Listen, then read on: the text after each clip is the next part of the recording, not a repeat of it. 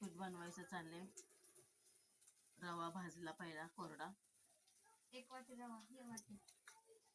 ही वाटी रवा भाजला. 1 वाटी रवा आणि तिकडं पाणी तापायला ठेवले. गरम पाणी करायला ठेवलेले. त्याच्यामध्ये कढईमध्ये तेल टाकलं, कांदा, मिरची, जिरं, मोहरी, कढीपत्ता भाजून घ्यायचं. हळद टाकायची.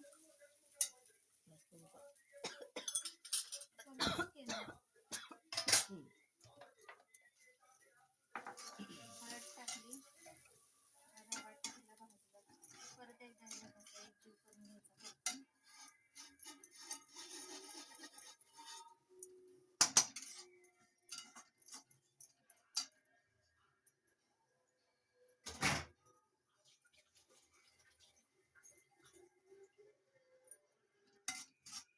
पाणी उकळणं बंद करायचं.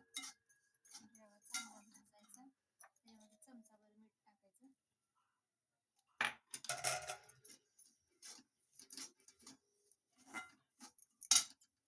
एकत्र करायचं. गरम पाणी टाकायचं.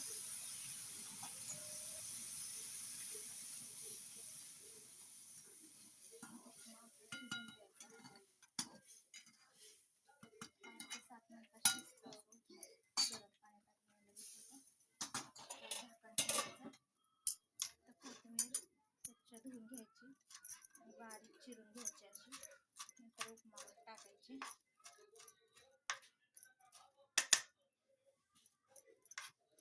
आणि हे बघा कापायचं नाही. कालच आणलंय. पलीकडे कुर्ल्यात आहे ना, हे 50-50 रुपयाला मिळतं. तर हे काल चॉपिंग बोर्ड आणलाय मी. आणि असं भिंतीला ह्याला काच लावतात बघा, तो आरसा बेसिनच्या वरती, तो आरसा पण आणला. तो पण 50 रुपयाला मिळाला मला.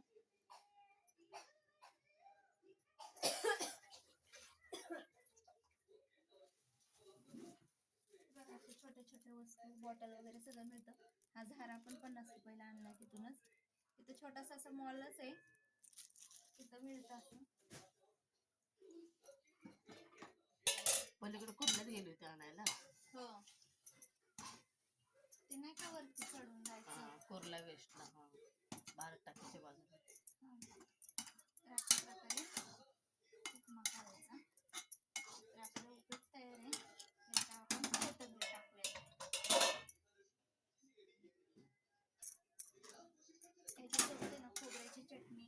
आपण इडली सोबत खायला खोबऱ्याची चटणी करतो ना, तसं पण खोबऱ्याची चटणी आणि खाऊ शकतो आपण उपमा.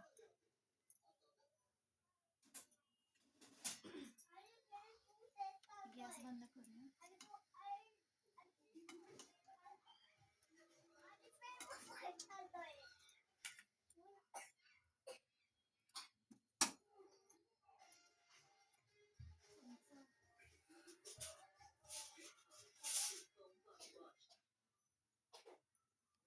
हे बघा, अशा प्रकारे मी उपमा बनवलाय.